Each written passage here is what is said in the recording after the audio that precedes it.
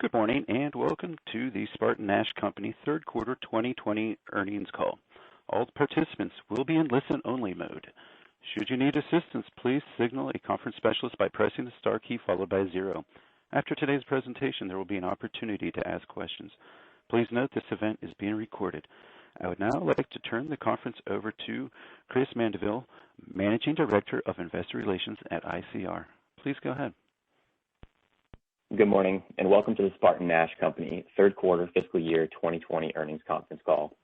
On the call today from the company are Tony Sarsam, President and Chief Executive Officer, and Mark Schamper, Executive Vice President and Chief Financial Officer. By now, everyone should have access to the earnings release, which was issued yesterday at approximately 4:30 p.m. Eastern Time.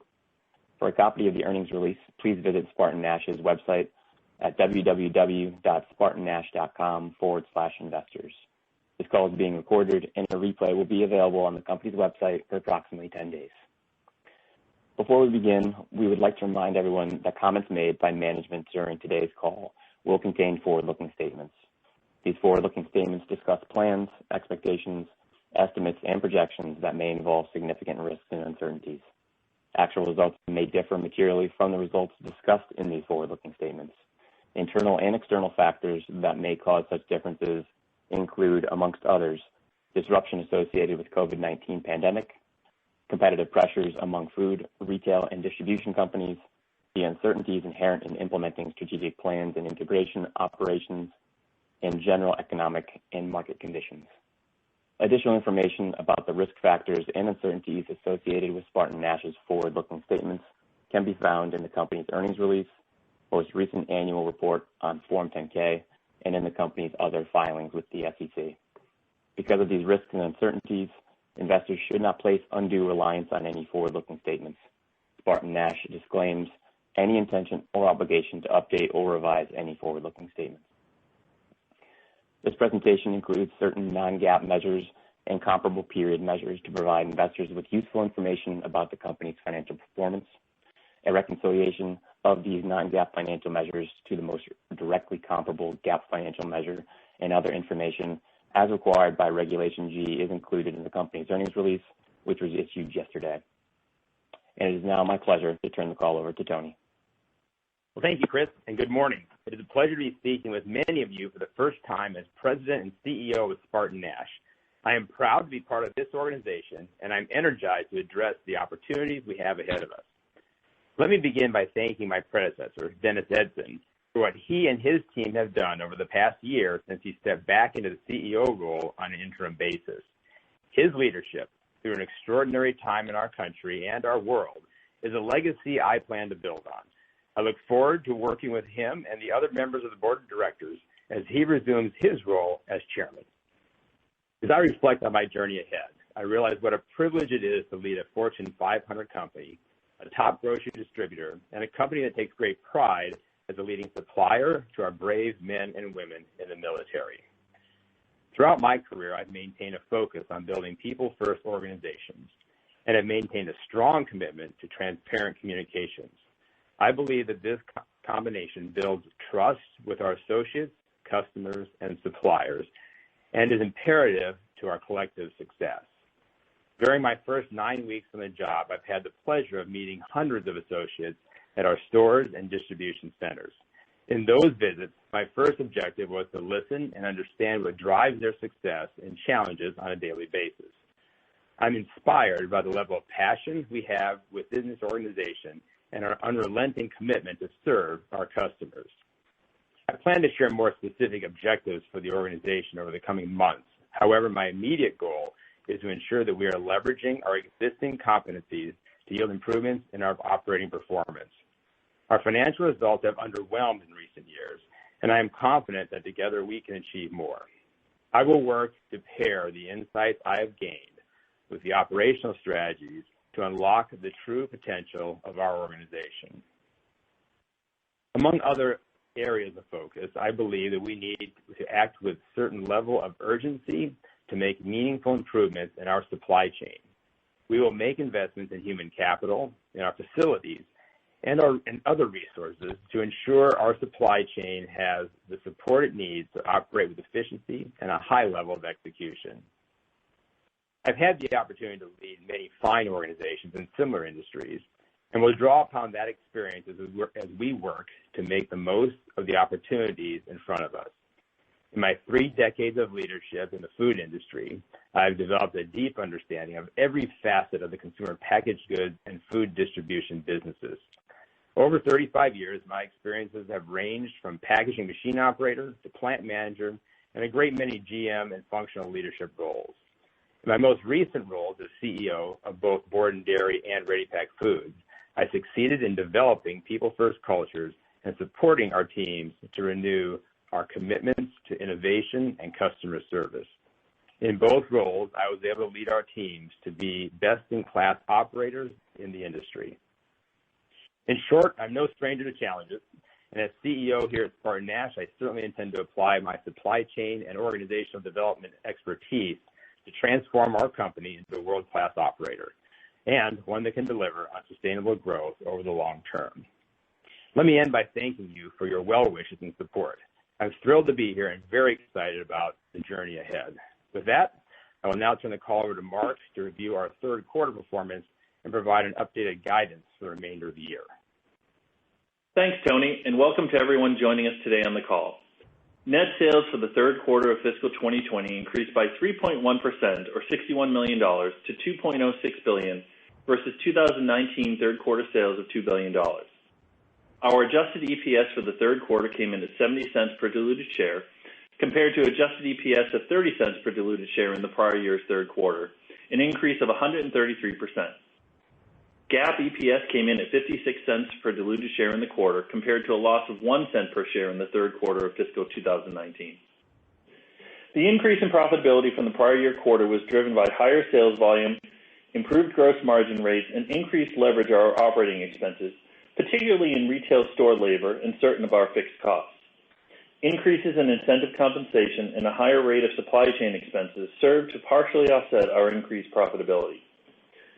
Shifting to our business segments, net sales in food distribution increased by $73 million, or 7.8%, to $1.01 billion in the third quarter, driven by the combination of continued sales growth with existing customers and incremental volume associated with the impact of COVID-19. Inflation moderated to 1.12% in food distribution in Q3, a significant pullback from both the second quarter rate of 4.43% and the third quarter of fiscal 2019's inflation rate of 1.68%, as meat prices were nearly flat in the third quarter following the significant second quarter increases, while produce inflation levels nearly doubled sequentially. Reported operating earnings for food distribution in the third quarter totaled $9.2 million compared to $11.7 million for the prior year quarter. During the quarter, we made the decision to abandon a trade name to better align our transportation operations and provide a more integrated solution to our customers, resulting in a $7 million impairment of the trade name. The decrease in reported operating earnings for food distribution was largely due to this asset impairment charge, as well as higher supply chain expenses from both a dollar and rate perspective, and a higher allocation of corporate administrative expenses. These increases were partially offset by the incremental profitability from higher sales volume in the quarter. Adjusted operating income totaled $15.7 million in the quarter versus the prior year's third quarter adjusted operating income of $15.5 million. Adjusted operating earnings excludes the asset impairment charges and other items detailed in Table 3 under the food distribution segment in yesterday's press release. Retail net sales came in at $597 million for the quarter, compared to $562 million in the third quarter of fiscal 2019, an increase of 6.2%, or $35 million. Our comparable store sales were 10.6% for the third quarter of fiscal 2020. Comparable store sales benefited from the shift toward food at home and also reflect our strong customer penetration. These results also reflect increases of over 175% in our e-commerce sales for the quarter and continued favorability in our private label sales, particularly compared to competitors. We also continue to benefit from higher EBT sales, although not at the same levels as earlier in the year. Early in the fourth quarter, we held a grand opening for our new Martin store in Elkhart, Indiana, replacing a previously closed store as part of the redevelopment of the city's River District, increasing our current store count to 156 stores. Third quarter adjusted operating earnings in the retail segment came in at $22.6 million compared to $7.3 million in 2019's third quarter. Retail reported GAAP operating income of $22.3 million for the quarter compared to $6.7 million in the prior year's third quarter. Our profitability improvement was driven primarily by the sales increase during the quarter, while we also benefited from improvements in our margin rates, which include lower inventory shrink, as well as favorable variances in labor rates. Partially offsetting these items was higher incentive compensation due to the improved segment performance. Military net sales of $452 million in the third quarter decreased by $47 million, or 9.5%, compared to prior year quarterly revenues of $499 million. Sales continued to be negatively impacted by commissary restrictions and base closures during the quarter, as many bases maintained a higher alert level that either limited or did not allow visitors, thereby reducing the number of shoppers who could access the commissaries. Military generated an operating loss of $2.5 million on both a reported and adjusted basis in the third quarter, compared to a reported loss of $2.6 million in the third quarter of fiscal 19 and an adjusted operating loss of $2.5 million for that quarter. Improved margin rates were effectively offset by a combination of the lower sales volumes, an increase in allocated corporate overhead expenses, and expenses related to Hurricane Sally. Interest expense decreased $3.9 million in the third quarter of fiscal 2020 to $3.5 million due to the combination of lower interest rates and lower average debt levels resulting from our increased profitability and improvements in working capital compared to the third quarter of fiscal 2019. In the first 3 quarters of 2020, we generated consolidated operating cash flows of $224 million compared to an increase of $84 million over the same period in fiscal 2019. This increase was largely due to our higher profitability and the improvements in working capital that I mentioned a moment ago. These improvements resulted in free cash flow generation of $178 million in the year-to-date period compared to $93 million in the same period over the prior year. During the third quarter, we declared $6.9 million in the form of cash dividends, and SpartanNash didn't repurchase any shares in the third quarter. Our total net long-term debt decreased by $145 million during the first 40 weeks of 2020, ending the third quarter at $519 million compared to $664 million at the end of fiscal year 2019. Our net long-term debt to adjusted EBITDA leverage ratio fell to 2.3 times as of the end of the third quarter, from 3.7 times as of fiscal 2019's year-end, driven by the combination of our strong debt paydown as well as our 35% increase in year-to-date adjusted EBITDA to $190 million. We expect to make further progress on our leverage ratio in the fourth quarter. As covered in yesterday afternoon's press release, we are updating and narrowing our fiscal 2020 earnings guidance. For fiscal year 2020, we now anticipate adjusted earnings per share from continuing operations of approximately $2.42 to $2.50 per diluted share, compared to our prior projections of $2.40 to $2.60. Our updated guidance reflects the continued benefits of sales trends associated with COVID-19 and the related increases in consumer demand that we are experiencing, offset by estimated non-cash stock warrant expense of $6 million to $7 million, or 13 to 15 cents per diluted share in the fourth quarter, associated with the issuance of warrants to Amazon, as disclosed in our Form 8-K filing in October. For accounting purposes, this warrant expense will be reported as a reduction in sales and will negatively impact our gross margin rate in the fourth quarter of fiscal 2020. Reported earnings per share from continuing operations are expected to range from $2.09 to $2.17 per diluted share, compared to our prior projections of $2.13 to $2.41. We now expect fiscal 2020 adjusted EBITDA to range from $237 million to $242 million, compared to our prior guidance of $232 to $242 million, consistent with our projected increases in operating earnings. Our guidance reflects capital and IT capital expenditures in the range of $80 to $85 million for the fiscal year. Depreciation and amortization are expected to be $88 to $90 million. Interest expense is now expected to range from $18 to $18.5 million. Also, our guidance reflects an adjusted effective tax rate of 23.5% to 24%.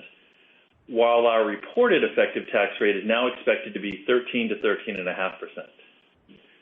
Before we open up the call for Q&A, I'd like to take a moment to thank Dennis Edson for his leadership of the company after jumping back into the CEO seat for the last year plus, and also to wish him a happy retirement as he continues as chairman of the board.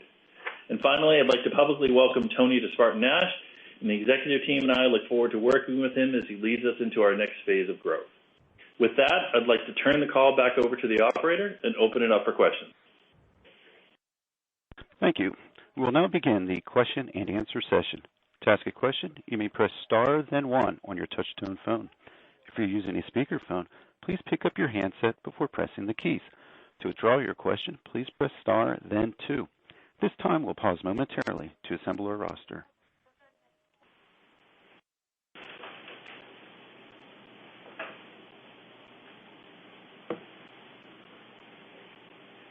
Okay, our first question comes from Chuck Cerankosky from Northcoast Research.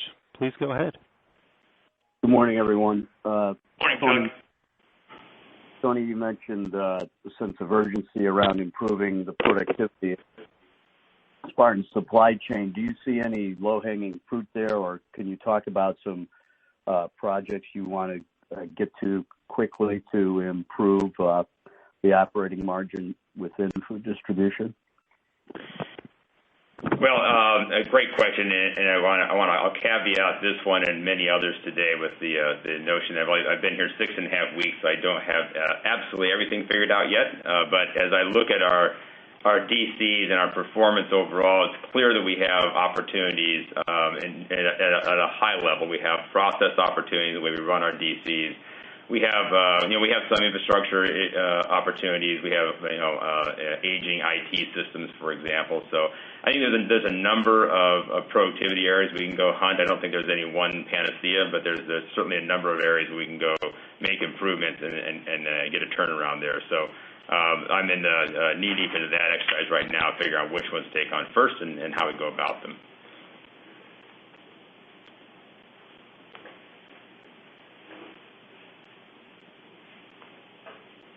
The next question comes from Karen Short from Barclays. Please go ahead. Hi, good morning. This is Kate Howard on for Karen. First, congratulations, Tony. We look forward to working with you. Thank you. I guess my first question is, can you talk about how much of an impact lapping the exit of fresh production had on the food distribution segment from a year-over-year standpoint? Yeah. So it's a helpful question, Kate, and it's a little misleading in the way we report the segments as to what that did to food distribution. So from an external standpoint, as we've had in the press release, the food distribution segment was up about 7.8% for the quarter. But if you were to adjust out for the fresh production and some of the business either from the kitchen that went away last year that we're lapping, and as we talked about at the end of the first quarter, we're exiting the fresh cut business. I would say that the food distribution, like the core food distribution without the Kaido impact on it, was probably 500 basis points higher. So it was probably closer to a 12.7, 12.8 for the quarter. And when we talked last quarter about the 15.5, we probably weren't clear enough is that was the food distribution portion, and it was not netted with Kaido and the way we would externally report it. So, I would say that we did see some moderation during the course of the quarter in order to end up at that 12.8 in food distribution. But, we definitely were ex the Kaido production business about 500 basis points higher. Okay, that's really helpful. And I guess kind of along those lines, can you share, what current trends to date are in both food distribution and at retail? Yeah, I think that we would say that we've seen a little bit of moderation further, but it's been choppy, and so it's difficult to understand if just the way some of the different states reopening are impacting that, or if there are other factors that are at play. But I would say that from the numbers that we averaged for the third quarter, we're probably as we sit here today, maybe 100 to 150 basis points off that. certain parts of retail, certain geographies that are maybe more open than others might be off to a greater extent, but we're probably 100, 150 basis points down. Great, thank you. The next question comes from Scott Mushkin from R5 Capital. Please go ahead.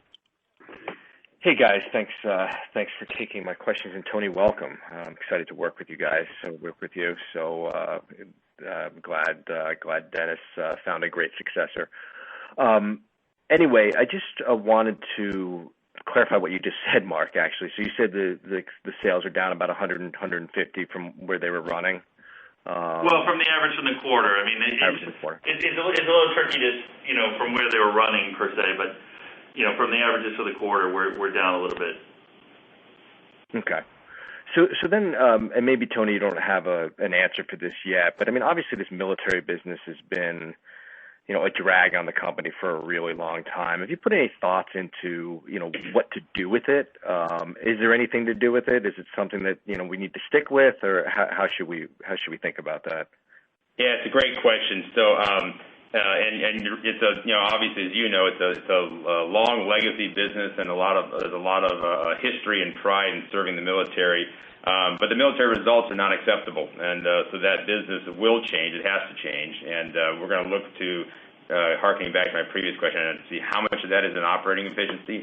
I don't think we'll find all of it there, but I know that's an appropriate place to start, and we'll find other ways to improve it. But my broad commitment here is to grow SpartanNash top line and bottom line, and military has to play, and it hasn't. So there will be changes there for certain. So then this is, again, more of a strategic question. Maybe it's not fair because you have 6.5 weeks under your belt, but Spartan's always been acquisitive. I think you obviously signed an incredible contract with Amazon. How are you initially thinking about the growth trajectory of the company? Obviously there's work to be done on the operational side, which I think you framed, but kind of looking out a couple of years, how do you think this business grows, both from maybe organically and then also through M&A? Well, I think it will grow in both those ways, and I think we will be, as we said in our previous calls, I believe, will be, opportunistic if we have an opportunity to grow in retail. But the big thrust of our growth will be in distribution, and we'll look for ways to expand that, and expand it with new customers, or growing some old ones, and then look to set up new beachheads for growth. And we have, of course, great opportunities geographically to do that. So I think we'll be probably more aggressive in looking at acquisitions in the distribution space, if that makes sense, and probably more opportunistic on the retail space. That's terrific. And do I have time for one more, or should I just get back in the queue? I think we're okay at the moment. We're doing well on time. Okay. So then this is more of a shorter term question. I mean, obviously COVID is, escalating across the country. And so it's kind of a little two-part question. Number one, are you seeing in places where it's, really starting to surge and they're starting to close down, are you seeing improvements in the sales trajectory? That's number one. And number two is, I wonder if you could give us a little look into the independent grocer growth. Obviously when COVID, started up, they were big winners and compared to like maybe a Walmart or something like that as people flocked there. So it's kind of a two-part question, then I'll yield. Thanks. Yeah, so I mean, I think on the overall trends, and as you've highlighted with some of the COVID cases rising back up, I don't know that we've seen anything really measurable that we could call out through the last few weeks. The trends that we have in certain geographies have been relatively consistent. There's been maybe a week or two where they were a little outside the norms or outside the trends from that standpoint. But I don't know, like, let's say if we said Michigan as an example, I don't know that as Michigan suddenly has had an uptick in cases that we've seen anything significantly change. But, that may be part of the governor hasn't, moved our protocols further, and so that could be driving it. Or there's aspects where the kids are still in school in many respects, and so, as more and more schools shut down and go to a hybrid model working remote, we may see greater impact there, but it hasn't been sustained and or clear enough to point to anything specific in that regard, Scott. And then as it relates to the second question, look, I mean, I think the independents, they continue to benefit in this environment. We look at their numbers, and even in a normal year, right, there are some independents that are doing great, and there are some independents that are middling. I would say that with the tailwind that's come to food at home and benefiting the independents, they're all benefiting, but they're not all benefiting to the same degree. And so just like we'd have in a normal year where we could point to some folks being up and some folks being down, we've got folks being up, but up to different degrees.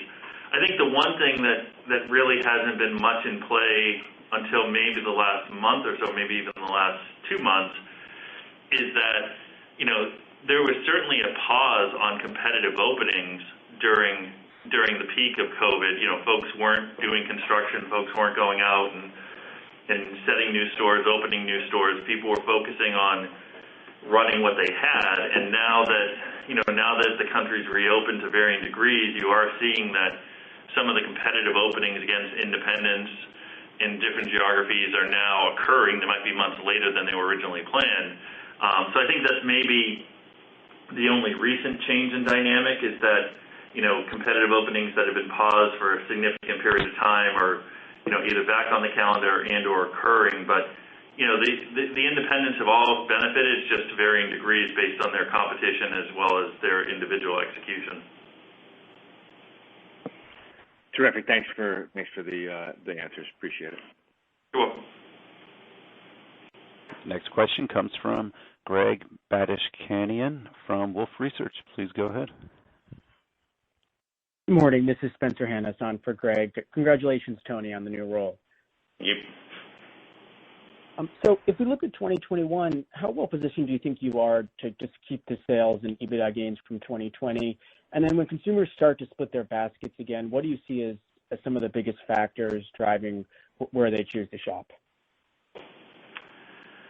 Well, I mean, it's a little early to be predicting 2021, simply because we're not sure what the sales trends will be coming out of the holidays and going into next year. But I think that to the extent that there's a longer term shift of food at home from food away from home, and look, we all take the news of a possible vaccine as a positive, but you also get sort of a refresher that it's going to be 6 to 9 months before that's widely available.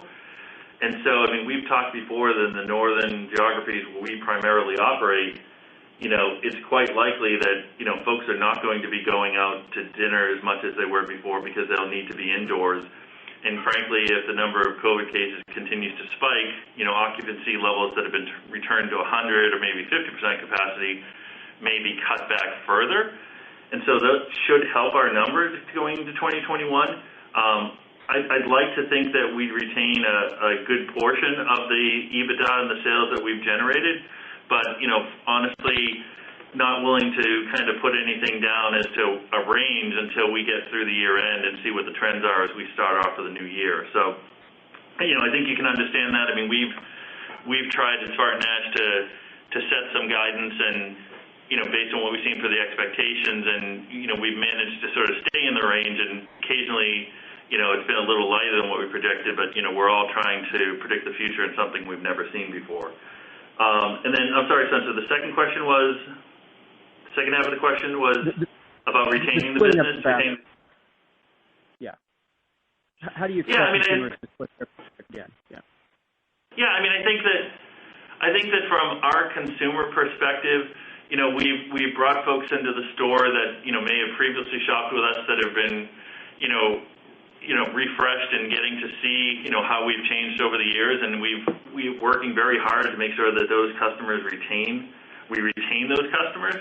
I would tell you that, what we've seen on the private label and owned brand side, where, we've made some market share gains and we've been able to keep those. I mean, our owned brands growth in the third quarter was pretty much consistent with our comp, whereas we saw for a lot of our competitors, that they were maybe 200 to 300 basis points lower as national brands returned to the store. And so I think we're doing a good job with that, with the quality of the products that we're offering and the price points.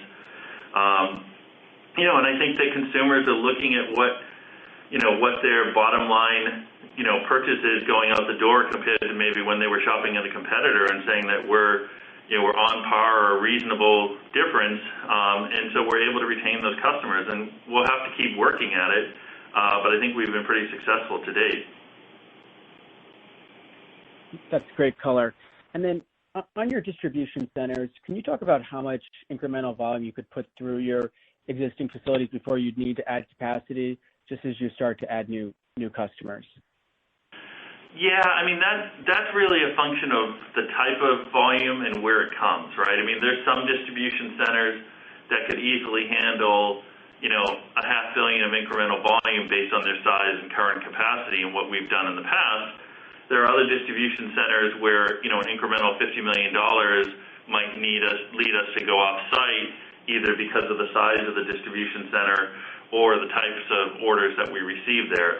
So it's not a one answer fits all kind of response. But I would say that,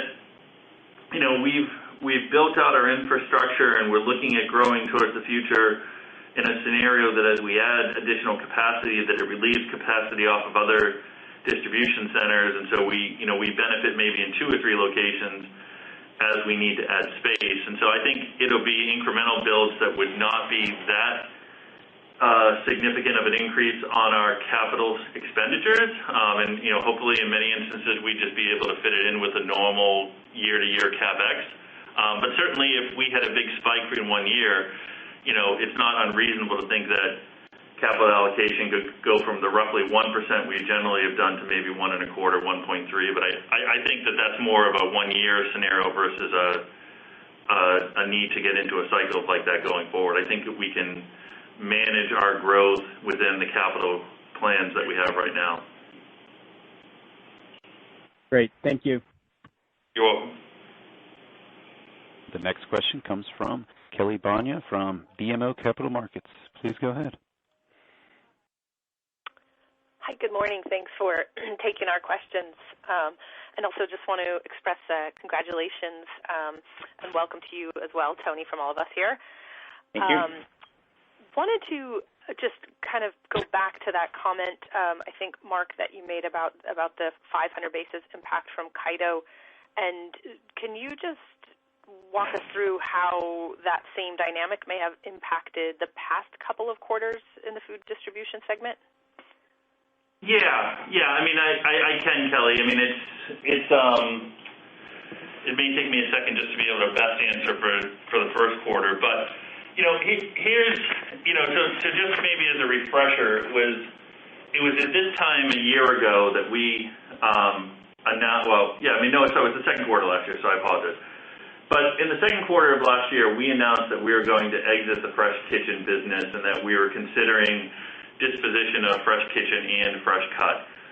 And at that point in time, we talked about the Fresh Kitchen business being maybe $50 million or so on a run rate. And we wound that down during the course of the third quarter, and there may have been a little bit into the fourth quarter. And so, that took away a portion of the business. But then as we mentioned on the first quarter earnings call, we were in the process of growing the Fresh Cut and shifting some volumes around when we lost a significant customer. And based on that customer's volume within the Fresh Cut business, we just couldn't make the Fresh Cut business profitable quickly enough to sustain that customer's loss and try to rebuild. And so we made the difficult decision to exit Fresh Cut. And so as we look at where we are right now, the numbers earlier in the year are probably that we're down, we're down probably $35 to $40 million on a year-over-year basis in both the second quarter and third quarter in sales from those portions of Kaido. There's probably a little bit that's in there on the distribution side because they do some food service business, and the food service business has been softer. In the first quarter, that number is maybe down $30 to $35 million because we did operate the fresh cut business for the bulk of the first quarter. We wound it down starting in like the March timeframe. So almost around the timeframe that COVID started giving a significant sales lift, we started to see that go down. So, when you look at it in the numbers that we were putting up in food distribution in the first quarter, second quarter, really didn't kind of factor into the call out. And we just kind of reported the combined numbers. But, as we've talked about, there were some questions after we did the earnings release last night, not mentioning it in the third quarter makes it seem as if our ongoing food distribution business had greater weakness than maybe others in the space are reporting. And so thought, it'd be helpful to clarify that, particularly when we got the question this morning. Okay, that's helpful. And I guess, Tony, you had mentioned just, investments in capital. I think you called out, some IT that is a little dated. I guess, should we think about maybe, Spartan's shifting a little bit more into an investment phase here? Because it feels like there's been some focus on just cost cutting over the last couple of years. And just curious how you think about that dynamic, if you can elaborate on that at all. Sure. Well, without having to comment on the past investments, looking forward, just pure cost cutting, I don't think is an appropriate way to think about how we're going to make our investments. We will certainly make investments that make us more productive, because that productivity gives us the license to go grow our business, and that's kind of I think of these things as a virtuous circle, if you will, and so I think we will look to balance those investments, balance them between things that make us more productive and things that make us more capable of serving our customers, and things that give us greater capacity, as Mark mentioned a moment ago. So I think those things will all work in balance, and that's the way I think about our investments going forward. Okay, and I guess, with the Amazon announcement last month, lots of questions there. I don't know how much you can say, if at all, but how should we think about modeling that in, over the next couple of years? And really, what's the driver behind that? I mean, what's happening for Amazon that we should think about drives the growth there for you? Well, I think that last question, is probably a better question for Amazon than for us. I'm not sure for any customer that we should sort of be discussing what's driving their growth. But look, I think we would be shocked if we didn't get a question about Amazon on this call, right? And so, given the announcement last month, I would say, look, we've been doing business with Amazon since back in 2016, when Dennis was in the CEO seat and Dave was in the COO seat, and we talked then about how we were doing, grocery with them, some chill and some frozen, and that we were working with them and within the Amazon Fresh and Prime Now parts of the business. And that relationship has continued over the last 4.5, almost now 5 years. And I think that the announcement, certainly indicates that we're going to continue to work with them. And, there's an opportunity for Amazon, which we hope they fully take advantage of, to purchase, up to $8 billion over the course of 7 years or less, in order to, get the warrants to be able to exercise in our stock. And, the cadence of that, we wouldn't necessarily discuss, we wouldn't share. If Amazon ever becomes significant enough of a customer where they'd be north of 10% of sales, we'd obviously disclose that. We haven't disclosed that previously. But, if you do the math, if there's $8 billion in purchases over 7 years to fully vest the exercisability of all the warrants, that would average out to, north of $1 billion in sales over that 7-year period. So we hope they do that, over that time frame. And if they'd like to get that done even sooner, that would be a welcome benefit on our end. So, we've worked with them for a number of years, continue to work with them. They've been a great customer, and we look forward to continuing the partnership.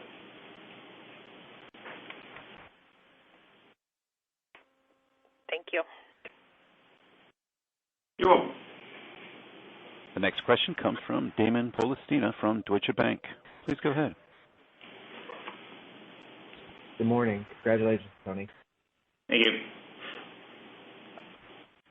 Yeah, so can you just speak to kind of the promotional environment you're seeing in retail, how it's changed over the last couple of months compared to kind of the height of the pandemic? Have you seen competitors become more promotional? I don't know that we've seen, I think a couple of things there, Damon. I would say that over the last few months we've seen, there was a period of time where some competitors stopped running print ads and only went digital.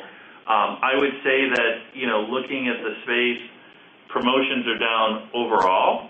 I don't know that competitors have gotten, say, more promotional than maybe where they were pre-COVID, but I think that the promotion levels are, slowly inching their way back to, normal levels, and at what point and what date we get there remains to be seen. There are some challenges, which is why, you just won't be back to normal levels, because there's some products that you can't even secure still, and if you were to secure it and put it on promotion, it would be gone in a flash, and in that regard, folks need to make sure they have an ample supply if they're going to try and put it on promotion, and if you can sell it all at full cost, some of the things like the cleaning supplies and disinfectants, those don't need to be promotional for an environment. So I don't know that there's been any significant change there, but I would say that the levels have risen from where they were during the spring, but they're still below where they were, in the beginning of the first quarter of 2020. And then one more for me, just on e-commerce, it was up 175% this quarter. Can you just speak to kind of the consumer's response to your offerings, and then kind of where you see that business coming out to as far as a percentage of the mix, and then the kind of the profitability levels of that business? Yeah, so I'll answer the last question first. We've spoken that our e-commerce business is profitable, but it's not as profitable as a consumer going into the store and shopping on their own. So we've made great inroads over the last couple of years to increase the profitability of that business, but a customer going into the store and shopping versus us having a personal shopper, the savings you get from not having the cashier does not equate to the time it takes the personal shopper. So that's for sure.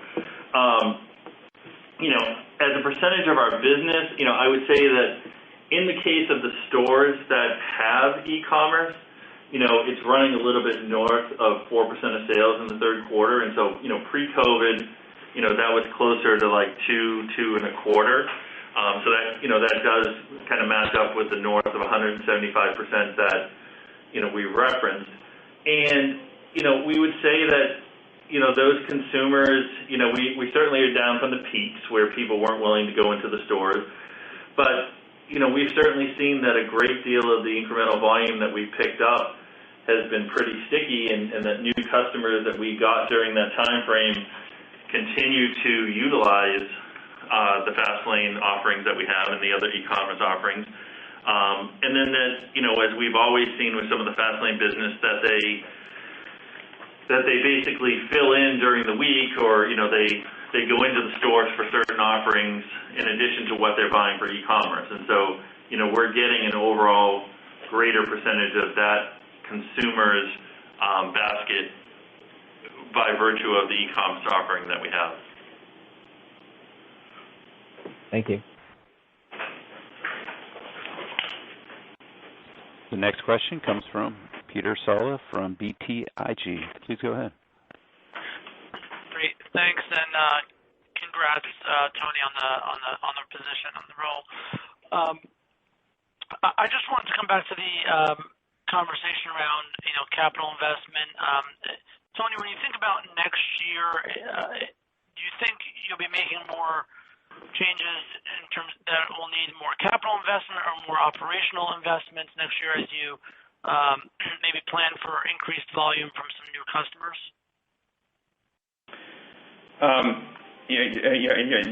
Clarify your question. So you're saying, will the investments as we prepare for bringing on new customers be more capital or process oriented? Is that the essence of it? Correct. I'm trying to understand if you'll be making a little bit more capital investments next year versus prior couple of years. I mean, I don't think that it'll be measurable. I mean, again, any given year we can be as little as 90 basis points of sale and maybe as high as 1.1%. So, I think we'll probably be in that range. So I don't know that it's a big shift. And honestly, this year more than any other year, with all the delays associated with COVID, it's quite possible that some of the capital doesn't get spent just because of the way the timing plays out. And I'll give a very perfect example. Is that we're looking to do some work in a distribution center right now, and we're having trouble getting permitting. And the permit's been in for a number of weeks, but we haven't gotten it approved because there's only a handful of people that handle that in the office, and it needs to go through 2 or 3 levels and more. And in that particular municipal office, 3 of the folks that would be associated with getting us approval are currently out with COVID. And so that's a scenario where we're going to be delayed spending the capital simply because, of world events, not that we would otherwise not spend the money. So I can say next year being a little bit higher, but it's more likely going to be because of things like that than, by virtue of customer growth that we suddenly need to spend an extra $30 million. All right. Thank you very much.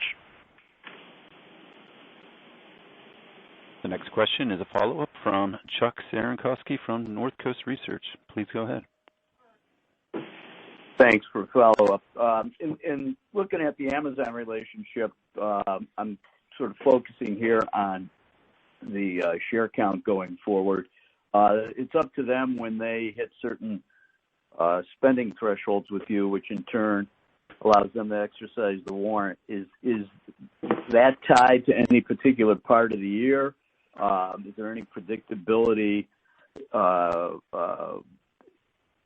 in that process so that we can have a better idea on where the share count is going to be? And I understand you're going to be using the Treasury method, so if you could comment on that a little bit, Mark, it would be helpful.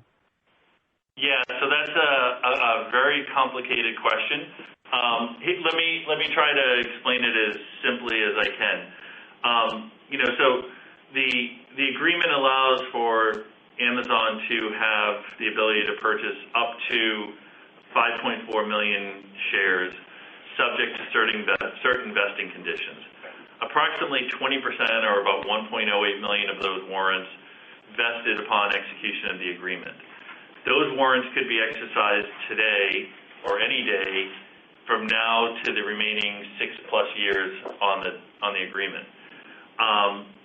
Additional vestings occur with some requirements which are not public and won't be public, but will certainly reflect warrant expense over time as the conditions of those vestings are met, and that'll be in our numbers and be in our guidance.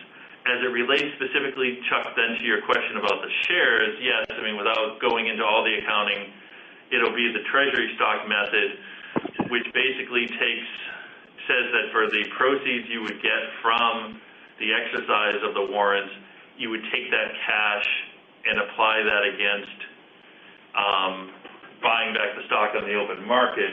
And so in a very simple example, if the stock doubled, you would only get dilution of 1.25% versus 2.5%, simply because you could buy back half the shares on the open market because they would be at double the price. So all the folks, with your models are, the information's out there publicly, kind of do the math and see what the dilution would be. But, the dilution varies based on where the stock's trading at that point, but it would be a fraction of what's currently exercisable simply based on where the stock is currently trading. And if there's further questions, I can walk someone through it offline, but that's probably the most accounting talk anybody wants on an earnings call. And then the timing of additional vesting is not tied to anything but how much Amazon purchases going forward after the initial. Yeah, I'm not gonna comment on what the vesting criteria are, but there are different vesting criteria as to how they achieve that. That was redacted from the document, and so we're going to keep that appropriately confidential. Great, thank you. The next question is a follow-up from Scott Mushkin from R5 Capital. Please go ahead. Hey, guys. Thanks for taking my follow-up question. So I just want to get some clarifications on a couple things. If you guys are fully engaged with a retailer, both dry and fresh, how much of the store do you think you control or distribute to? Control is the wrong word. Is it 60, 70%? Is it 80? What would you put that number at? Yeah, I mean, I guess I would say it's a function of, what they're doing DSD, but I mean, I would say like a good penetration for us. Some retailers north of 50% would be a strong penetration, but probably a max penetration would be closer to 70%, maybe 65. I mean, again, it's all mix driven by how much shelf space, how much center store, how they've got that broken out. But, north of 70% would be unusual. 60 to 65 might be a normal max, and there are some retailers, depending upon what they're carrying and where they're devoting their space, it could be lower. And your expectation with Amazon is that they're going to be a full partner utilizing everything you guys do? I wouldn't want to comment on that because I don't know. I don't know that I know enough about their relationships that I should comment as to whether or not that would be our penetration with them, whether in any of the different areas that we serve them. But Mark, maybe I think you probably answered. Are you going to service them with fresh and dry grocery or just dry? No, we continue to do fresh and dry. Yeah, I mean we've done. That would be some of the perishable product that we reference in the case of chill. Okay. So kind of taking a step back and looking at the relationship and Amazon's plans, I'm struggling to understand why it's not in their interest to go way beyond if they're growing their store base and their other capabilities in consumables. Why they wouldn't want to blow through these targets. I mean, it's clearly would help your equity a ton. And so if they're growing this business, I'm just trying to understand why it wouldn't be in their vested interest to exceed these targets. Well, again, that's probably a better question for them. I would say that we would welcome that as long as it's not some crazy level of growth that would be difficult for us to support. But it's a question for them. I mean, we're certainly here and ready to support them as a customer and all of our customers, in any of their efforts to grow their business. And, we help our customers succeed with growth and we all succeed. And so that's a win-win on fronts. And that's no different from the single store independent to, our largest customers. So, I would not disagree, but I mean, it's the individual customers have the different reasons for making their decisions, and we're there to support them as much as they want to work with us. And we always would like it to be more. And you can support them nationally? I think we feel comfortable. I mean, we're supporting some other customers on a national basis, and as we continue to grow, depending on where our growth comes, our footprint may expand, and I think we can still fit it within our capital expenditures that we've been asked about a couple of times. But yeah, I mean, we're able to support folks nationally now. We do that, and we've been doing that for a number of years for a handful of customers. Great, thank you for letting me follow up. Sure. Again, if you have a question, please press star then one.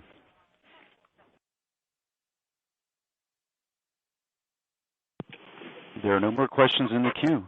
This concludes our question and answer session. I'd like to turn the conference back over to Tony Felsom for any closing remarks.